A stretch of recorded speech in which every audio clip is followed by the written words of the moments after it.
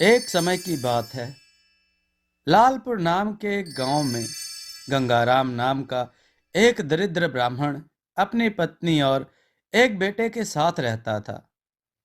बहुत गरीबी में वो जैसे तैसे अपना जीवन यापन कर रहा था। गंगाराम भगवान शिव को बहुत मानता था। मन ही मन हमेशा उनका नाम जपता रहता। तो वहीं ब्राह्मण की पत्नी बहुत ही ज्यादा धूर्त और लालची थी। वो हमेशा किसी न किसी बात को लेकर पति से झगड़ती रहती। ब्राह्मण की पत्नी ब्राह्मण से कहा कि इस गांव में तो हमें कोई भिक्षा भी नहीं देता। आप दूसरे गांव में जाकर भिक्षा क्यों नहीं मांगते? इस तरह दरिद्रता में हम कब तक जिएंगे? ब्राह्मण ने उत्तर दिया कि मैं अपनी तरफ से कोशिश तो करता ही हूं। अब अगर मेरी किस्मत में ही सुख नहीं है तो मैं क्या करूं? ब्राह्मण की पत्नी बोली, आपकी बातें खाली बड़ी बड़ी निकलती हैं, करने के नाम पर कुछ नहीं। घर में बैठकर क्या करेंगे? जाओ बाहर और कुछ कमा कर लाओ। रोज रोज ब्राह्मणी के झगड़े और तानों से तंग आकर एक दिन वह अपना पोथी पत्रा उठाकर घर से दूसरे गांव चला गया।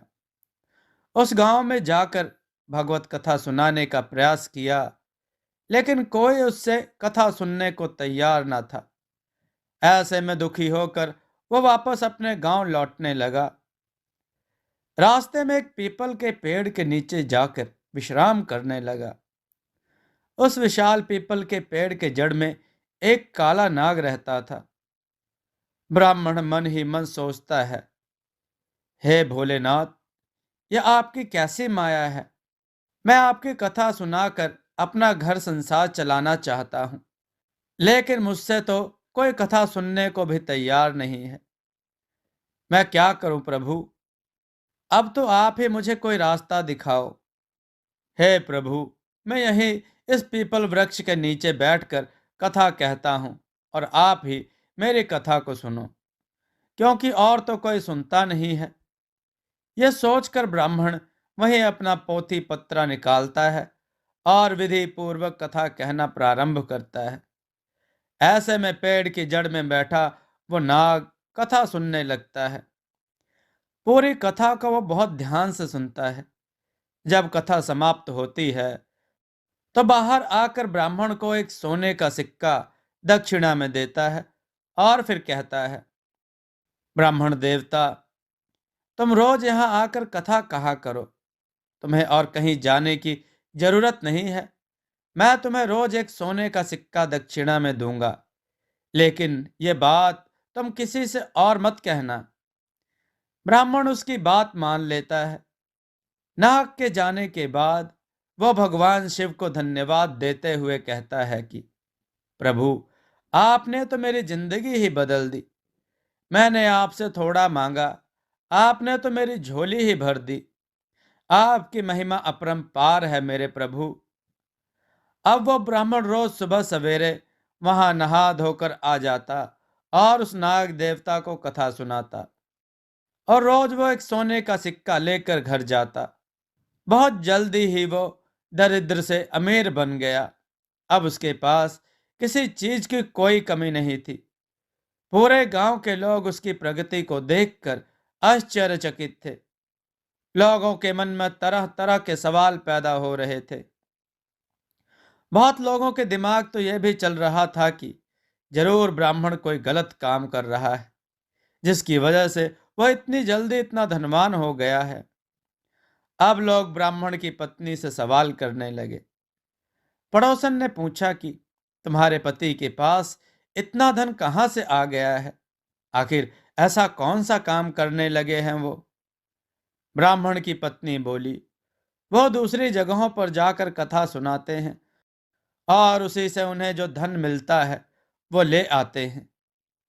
पड़ोसन ने आश्चर्य से कहा, कथा सुनाने के लिए इतना धन भला कौन देता है?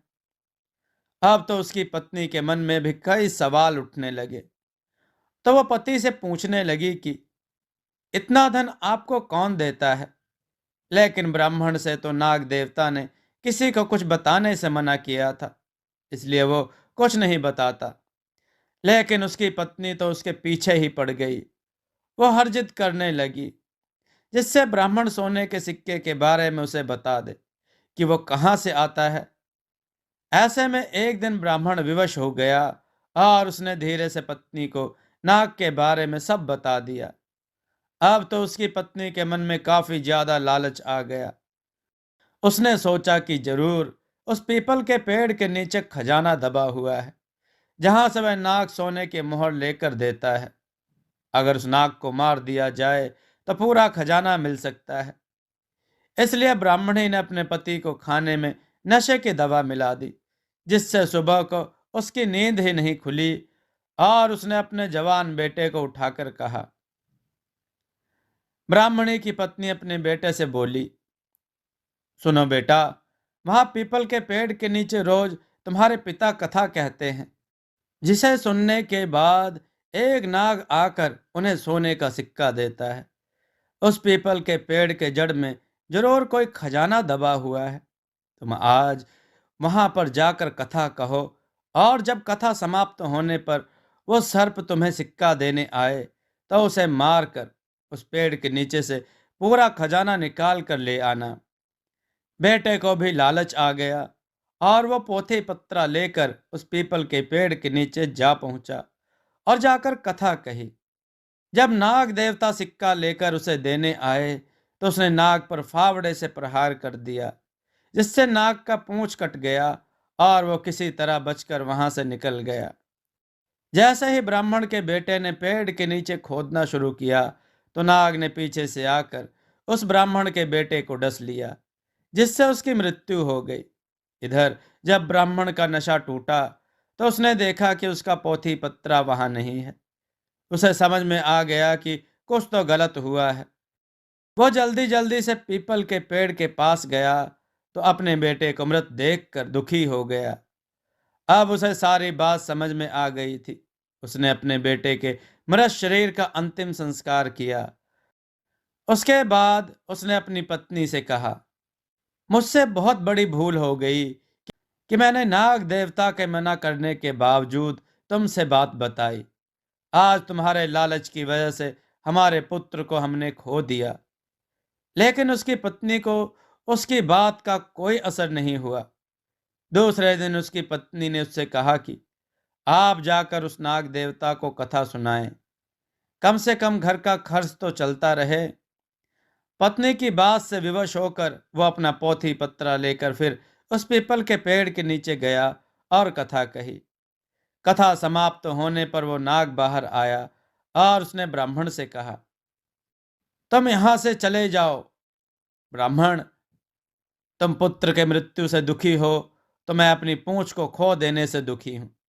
मैंने तुम्हें पहले ही मना किया था कि यह बात तुम किसी को मत बताना, लेकिन तुमने मेरे साथ विश्वासघात किया।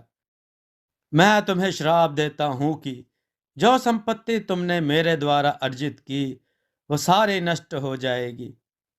नाग के श्राप से कुछ दिनों में ब्राह्मण फिर से दरिद्र हो गया।